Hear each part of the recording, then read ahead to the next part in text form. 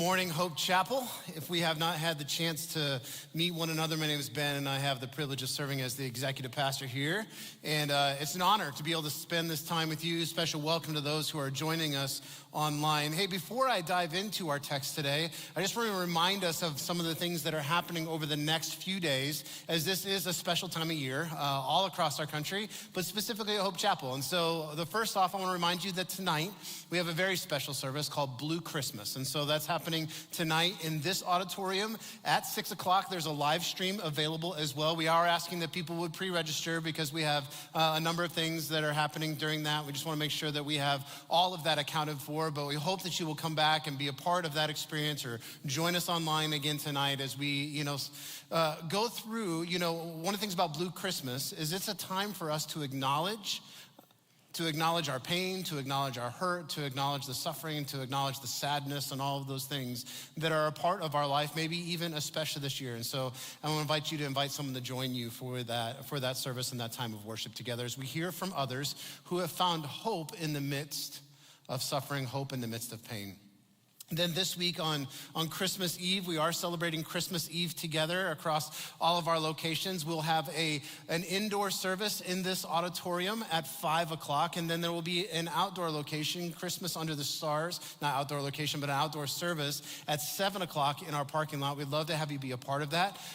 There will be services online as well. You can stream those 5 and 7 o'clock on the 23rd, on the 24th, all day on the 25th, it'll be on demand. All day on the 26th, it'll be on demand. We'd love for you to make this a part of your Christmas celebration with your family this year. And then the last thing I just want to mention before we jump in is next Sunday is a special Hope at Home Sunday, which means that we will not have any live on-site services in any of our locations. So 9 and 10:30 online next Sunday, Hope at Home.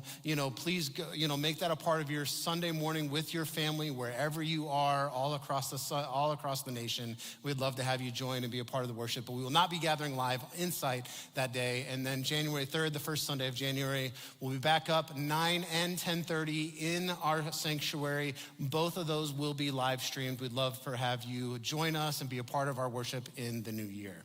So with all of that, let's dive in. Well, I don't know about you, but one of the things that I enjoy, one of the pieces that I really enjoy about life is I love a good mystery. Anybody else, just show of hands, anybody else love a good mystery? Maybe it's a mystery novel, movie. Some of you are like, novel, what's that? It's a book. It's got pages. Sometimes they're on paper. Not mine, because, I don't do paper. But, we love mysteries, right? I love mysteries so much that I'm not one who tends to watch the same show over and over again. I don't really enjoy watching the same movie over and over again. In fact, if I know the score of a game that I want to watch before the game is over, it's likely that I'm not even going to bother. Even if I've been recording it or somehow, I'm not even going to bother watching the game because I love the mystery. I love the suspense. So now I'm just curious, another show of hands. How many of you actually like watching the same thing over and over again? Same movie, reading the same books? Yeah, there's some of you in here that love those. I'm looking for something fresh and something new. You're going back to what's, traditional. I knew there would be some of those disturbing people out there. Well, I like surprises. You guys like to ruin Christmas, don't you? Yeah, you're the people. I want a surprise. One of my most devastating Christmases growing up is when I accidentally found my Christmas present before Christmas. Some of you were trying to do that, you naughty children. But I didn't want that. I wanted to know. And so I accidentally found it one year before Christmas. I didn't let my parents know that I had found it. On Christmas morning, I just pretended that I was surprised, right? But it was just like, for me, it was a letdown.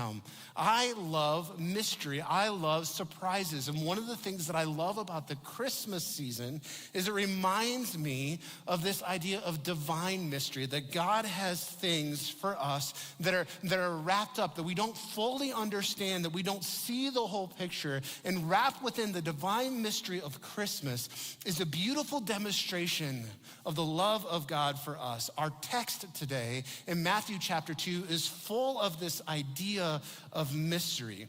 And what I know is it's possible, if we've grown up around church, some of us have, some of us haven't, but it's possible that we hear these stories because we return to some of these texts year after year, that we kind of go into autopilot as someone reads them, or as we encounter them in the scriptures, and we don't hear the mystery in it. And so I hope that maybe today we can kind of unpack and embrace the mystery. There are so many things I love about this mysterious story that Chelsea read just a little bit for us. I mean, have you ever considered how incredible it is that God would include the Magi and the way that he did it? God displayed this incredible, distinct, unique love for the Magi. He included them in a way that was special for them. I just want to think about this for a moment. I mean, because when God wanted to reveal his story, when he wanted to reveal his love to the Magi, who were more than likely, maybe not kings, but more than likely scientists or astronomers in their day, what did he use? He didn't use a postcard. He used the stars, right? He used the stars, the thing that they were most intrigued by, the things that they were devoting their time to. He used that to guide and direct them right toward himself. And in case you're wondering, I know sometimes we go to the scripture and we go, is that really possible? Like, could that have really happened? There are some signs in modern day science that say that this all could have happened. According to some modern day astrophysicists and scientists and the models that they developed, it does appear that there was a unique astronomical event that happened right around this time in history, right in this time frame. I mean, we know that sometimes that what we see as stars in the sky are actually something different, right? Not the blinking ones, those are planes, but the stationary ones, those are planets sometimes, right? And modern astronomical models suggest that there was an extraordinarily rare event that happened near the birth of Jesus, where the sun and Jupiter and the moon and Saturn, they were all together within one constellation called Aries. In fact, maybe you've heard that tomorrow we'll be able to see what some have deemed as the Christmas star, that we'll have this conjunction in the sky of Jupiter and Saturn, which will produce what looks like an extraordinarily bright star. But that's not likely all that was going on at that time when Jesus was born. For the Magi, who were most likely Zoroastrian priests in ancient Babylon and Mesopotamia, the people that we call wise men, this alignment of all these things in Aries would have had a significant symbolism for them. It would have symbolized the birth of a newborn ruler in Judea. See, actually, Jupiter, for them and their belief system, Jupiter and the moon together represented the birth of a ruler with a special destiny, while Saturn in that constellation was a symbol of giving life. And the presence of all this within the constellation of Aries happening at the time of the vernal equinox, which I know I'm kind of nerding out here for just a minute, actually marked the start of spring, and that symbolized life as well. So just as a reference to kind of understand the rarity of this whole alignment of things won't happen again for another 16,000 years, according to their models. But even then, what their models suggest is the vernal equinox won't be in Aries. So researchers, they put all these things together that communicated this unique message to the Magi. They've put all these things together. They've calculated their models out 500,000 years into the future, and they have not been able to identify this alignment ever happening again. It happened one time as they roll it back, right around the time where Jesus was born.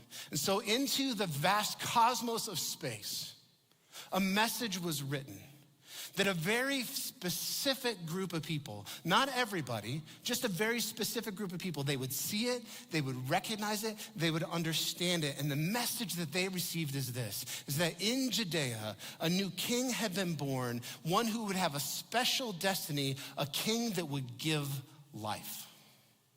That is why they traveled across the lands to go and visit and worship and pay homage to this king. It wasn't because they were simply curious. It wasn't because they'd heard that there was going to be a neat party happening. It's because they knew that there was a special moment. There was something unique, something they had never seen before. And though it's likely that what we call a star was a little more complicated than that, this extraordinarily rare moment proclaimed the exact message that God was speaking to the world, that a king had been born with a special destiny to bring life to people. I mean, isn't that awesome?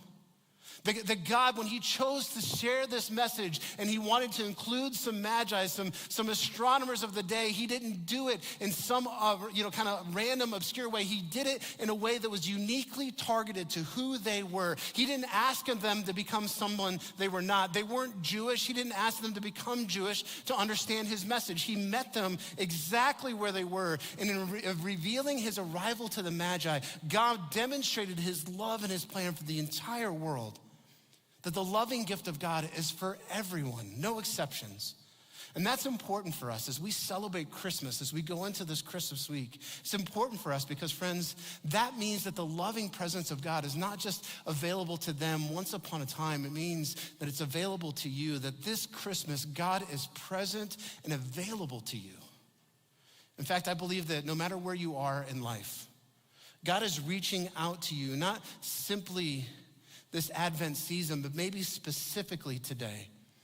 In this season of life, maybe your heart has been full of faith and you're so encouraged and you have so much trust in God and he's never seemed more alive to you, and every twinkling light that you see in a Christmas display is like a kind of a new, fresh sign of God's love for you. Maybe that's where you are, but for many of us, that's not where we are. For many of us, we're just hanging on by a thread, right?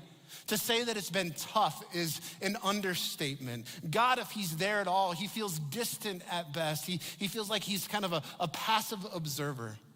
In fact, there are some of us that we don't even know what to believe. Maybe right now, you're going, all of this stuff, I've heard it 100 times. But I'm not convinced that it's not just more than a fairy tale. And I want you to know, no matter where you are in that, whether you're full of faith in God and you're trying to put all of your trust in him, or whether you're hanging on by a thread, or whether you're not really sure that any of it's real, I want you to know that I'm really glad that you're here right now. I want you to know that you're welcome in this space, that you're in good company, that this is a safe place to begin to explore and journey together, because no matter where we are, we all want to go on this journey together. And friends, I believe that God wants to reach out to you, that maybe he is reaching out to you right now in a way that's unique to who you are, that he'll meet with you.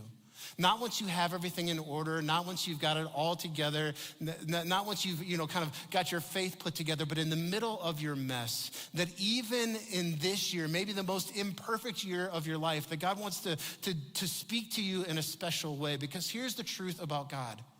Imperfect circumstances often become the perfect opportunity to get to know God. When our life seems imperfect, when everything around us seems up for debate, those are oftentimes the perfect times for us to get to know God. What if now, like right now, is the perfect time to take your next step? Not later, now. See, most of the time, we want every message that we hear from God to be loud and clear, right? We want it to be kind of shouted from the rooftop. We don't want there to be any chance of misunderstanding. And sometimes that's exactly what God does. There are some times in our lives that he sends us the equivalent of an angel chorus to startle a mess of shepherds, right? And it's no doubt about it, we know what's happened. But other times, maybe more often than not, the message that God brings to us, the voice that he uses is much more subtle, it's much more specific. For the wise men, God spoke in the vast silence of the galaxy, which leads me to a thought. I've just got 3 thoughts I want to share this morning. It leads me to the first thought for Christmas for us this year. In your life, I want to encourage you to listen carefully, because God often speaks in whispers. One of the incredible signs of God's love for us is that he speaks in whispers, not in shouts. See, the Magi, they had to pay close attention. There wasn't some big flashing sign or some sort of loud thundering voice from the heavens for them to respond to. But because they were listening carefully, because they were observing carefully, they received a message that was readily available to many. So many people could have seen this message, but it was completely missed by everyone except for these wise men. One of the great men of faith, Elijah, he learned about the whispers of God in a powerful way. He was at one of the lowest points in his life, a moment where he desperately needed to hear something from God, that this God that he'd given up everything to follow, he was just despondent. And here's what we find in 1 Kings chapter 19, this story, verse 9. He says, there Elijah went into a cave and he spent the night, and the word of the Lord came to Elijah and said to him, "What are you doing here, Elijah?" Elijah replied, "I've been very zealous for the Lord God Almighty. The Israelites have rejected your covenant. They've torn down your altars. They put your prophets to death with the sword. I am the only one left, and now they're trying to kill me too." And the Lord said, "Go out, Elijah, and stand on the mountain in the presence of the Lord, for the Lord is about to pass by." And then a great and powerful wind tore the mountains apart and shattered the rocks before the Lord. But the Lord was not in the wind. After the wind, there was an earthquake, but the Lord was not in the earthquake. After the earthquake came a fire, but the Lord was not in the fire. And after the fire came a gentle whisper. And when Elijah heard it, he pulled his cloak over his face, and he went out and he stood at the mouth of the cave. Now, why would God do that? Why would God be silent in the massive wind? Why would he remain mute in the earthquake? Why would he choose to be voiceless in the powerful inferno and then choose to speak in a still, small, gentle, soft whisper?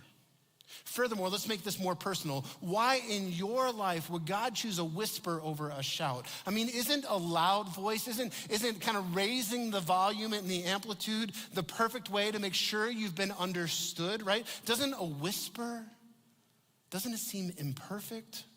Doesn't it leave a lot of room for things to be heard wrong and misunderstood? But you have to know this. God often speaks in whispers, not so that it's difficult for us to hear him, but to draw us close to him. Whispers to your soul are the perfectly imperfect way that God often chooses to reveal his love to you. I have 4 kids.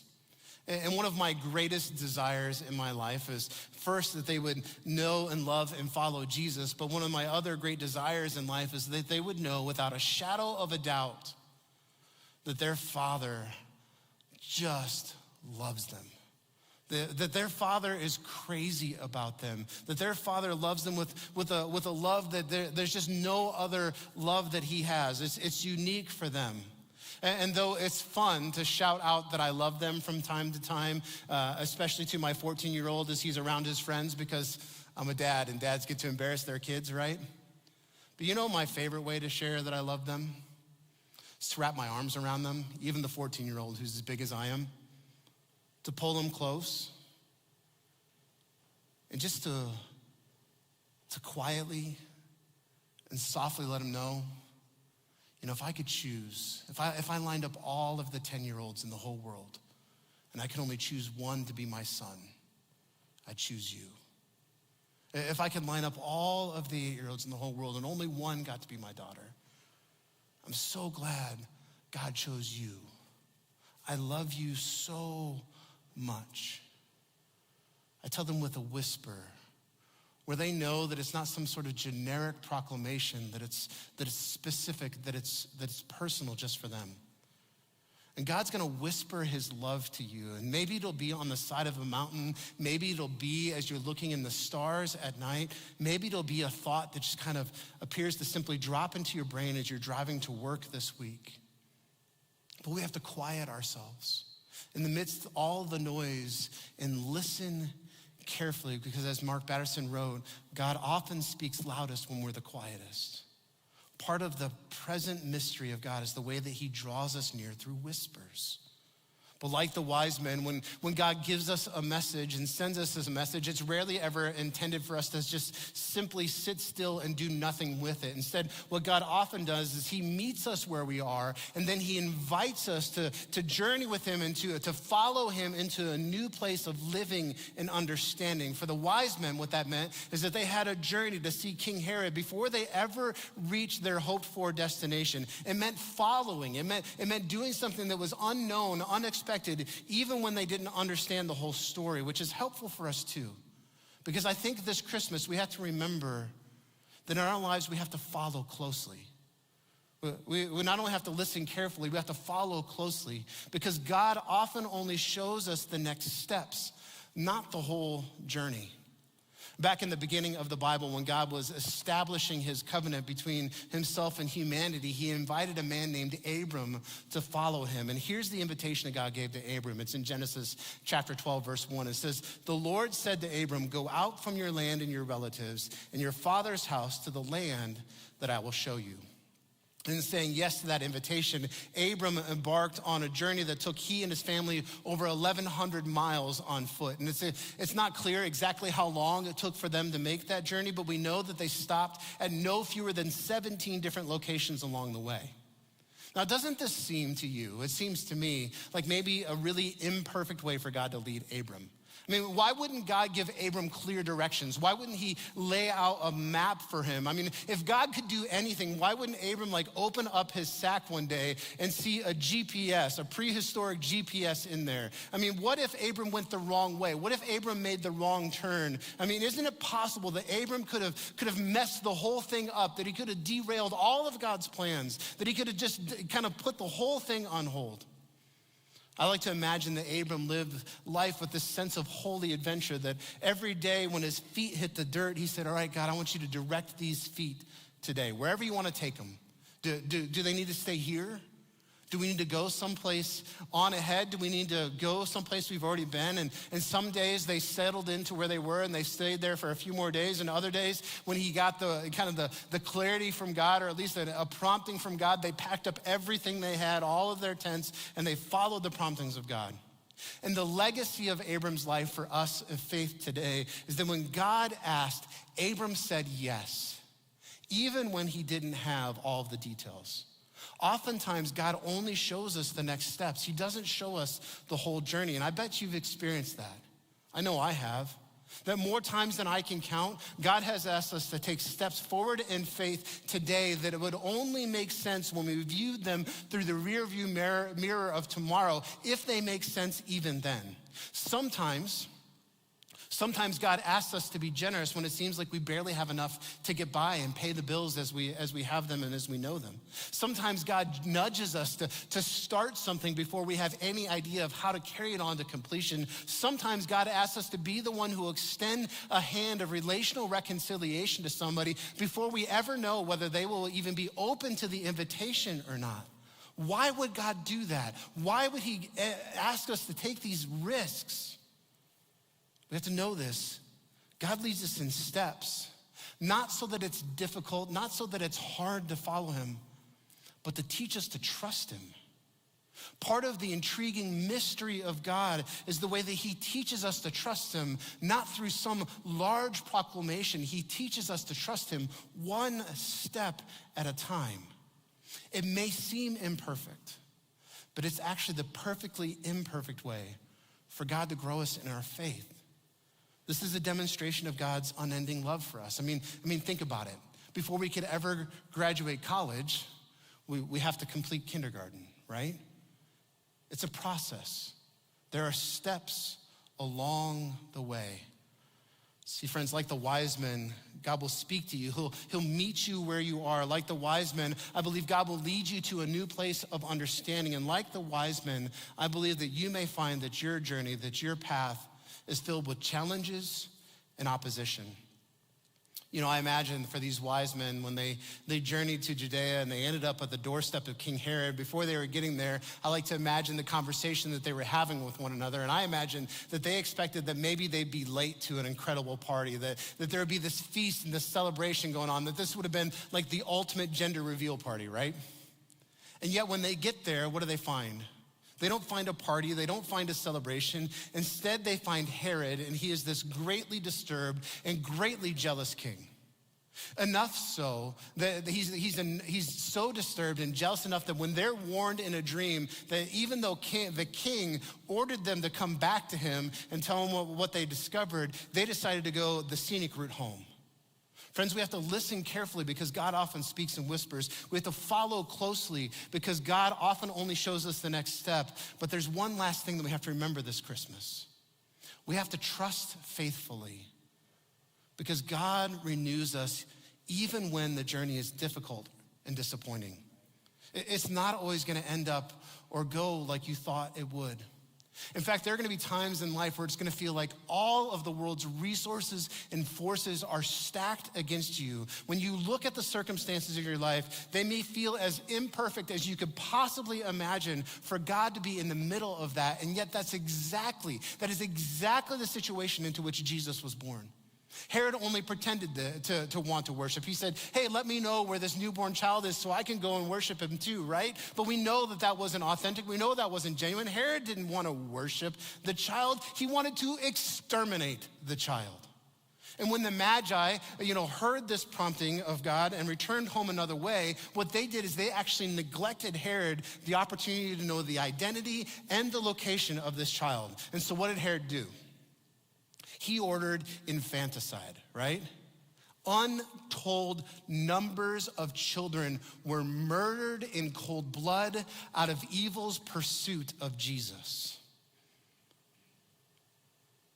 And yet the perfect gift for the entire world was given to the world in the most imperfect of situations. For many of us, this year has been filled with tragedy and trial and difficulty and disappointment. I don't know if you've tuned your radio to the Christmas station, but maybe as you've been listening to Christmas songs and one pops up and it says it's the most wonderful time of the year. Maybe there are times in your life where you're like, man, that's so true. Christmas is the most wonderful time of the year. But maybe this year it's felt a little hollow.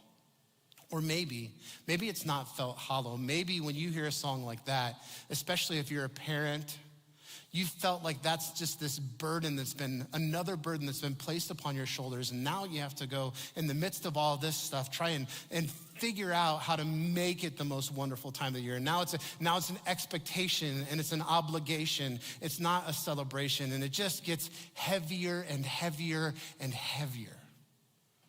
Friends, one of the fallacies that's sometimes associated with following Jesus is that, if you follow Jesus, if you put your trust in him, if you're faithful to him, everything's gonna be easy. Everything's gonna be just fine. The level of difficulty is gonna decrease, like your troubles will be far away, right? That it's gonna get much, much, much better. But what we know is, A, that's not the promise of the Bible, and B, it's just simply not true. As followers of Jesus, sometimes we get tired and weary. We'll be heartbroken, not because we've lost our way from Jesus, but just because our heart is broken. We'll feel weak and powerless. We'll feel burdened and run down. And it's right in those moments that we have to remind ourselves to trust faithfully. When we remind ourselves to trust faithfully, not in some sort of blind or unfounded premise. It's a trust that's established and rooted in hope and love. A love that even in the midst of the most difficult of circumstances stands as an anchor for our soul, firm and secure. Our trust that we have as followers of Jesus, our trust is not placed in an idea. It's not placed in an ideology. Our trust is not in a theology. Our confidence is not placed in resources or strength or power or achievement. No, our trust is placed in an ever faithful, all-powerful God who stands beyond time, who stands above power, who stands above all principalities, who sees it all and is above it all and is working in it all. I love the way that the prophet Isaiah spoke to us, or God spoke to us through the prophet Isaiah. It's in Isaiah chapter 40, verse 27. It says this. Here's God's statement to humanity. He says, "Why do you complain, Jacob? Why do you say, Israel, my way is hidden from the Lord? My cause is disregarded by my God." You ever felt that way? Like your life, everything about your life is just hidden from God. He says, why do you say that? Do you not know? Have you not heard? The Lord is the everlasting God, the creator of the ends of the earth. He will not grow tired and weary. And his understanding no one can fathom. He gives strength to the weary and increases the power of the weak. Why would he need to give strength to the weary or increase the power of the weak? Because there are people who are weary and there are people who are weak. He says, even youths grow tired and weary, and young men stumble and fall, but those who hope in the Lord will what? Will renew their strength. They will soar on wings like eagles. They will run and not grow weary. They will walk and not be faint. Yes, even as a follower of God, you will sometimes feel forgotten. Sometimes you'll feel unseen. You'll grow tired and weary and weak. But your hope was never about you. Your hope was never about your circumstances. It was never about how you felt in the moment. Your hope was always in God, and your God does not feel tired. Your God is not weak. Your God's understanding has not diminished. He is the everlasting, the God, the one who does not slumber. He's the unrelenting one. Nothing is beyond his grasp. No obstacle is outside of his understanding. And here's his promise to you in the midst of your trial, in the midst of your struggle, in the midst of the most imperfect situation. It is the perfect time for him to renew your strength. He'll renew your strength. When life drains you, he'll recharge you. When circumstances discourage you, he'll breathe new life into you. When the world breaks you, he will restore you. When the enemy thinks he's destroyed you, he will redeem you. Perhaps today, now, perhaps it's the time for our strength to be renewed. As imperfect as everything is, it's the perfectly imperfect time for you to draw near to God. And friends, I know that evil is shouting. I know that it's all this noise around you. But listen carefully, because in the midst of it all, God is whispering his love to you. I know the path is unclear. I know that you don't know whether you've made the right decision up to now, and you're not really confident about the decision that you need to make next. I know there are things this week or this month or in these next couple of months, you're like, I'm not really sure what to do. The path seems unclear. I know. So don't just listen carefully. Get close, follow closely. And God will show you the next step. He may not resolve all of the mystery out there, but he'll show you the next step. And I know the pain is real. I know the disappointment is real. I know the fear is real. I know the anxiety is real. I know all of it's real. I'm not diminishing it. I'm not telling you that all of those things aren't real. It's there. But in the midst of it, listen, follow, and then trust. Because God will renew your strength even when it seems like there's no way. Even when it seems like there's no possibility. When you feel like you can't take another step, he'll give you the strength you need for tomorrow. And I know it doesn't seem like enough for the day after that, but when you wake up that day, he'll give you the strength for that day, and then the next day, and then the next day, and the next day. He will renew your strength in the midst of it. We just have to place our trust and our confidence in him. And so what I want to do is I want to do that together. Right now, I want us to go to God together. I'm going to ask him to affirm and establish his love for us, in us. And that he would teach us how to listen. So we hear his personal whisper, that he would show us the next step as we decide to follow. And that he would renew, he would reinvigorate, he would recharge us as we trust faithfully in him.